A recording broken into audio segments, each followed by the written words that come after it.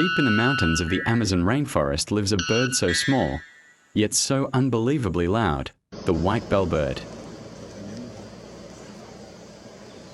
This snow-white bird holds the record for the loudest call of any bird on Earth, reaching up to 125 decibels.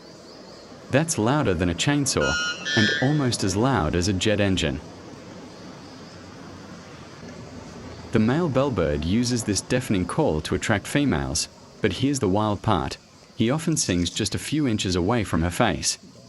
Scientists say it's the animal kingdom's most extreme love song, one that might literally hurt your ears.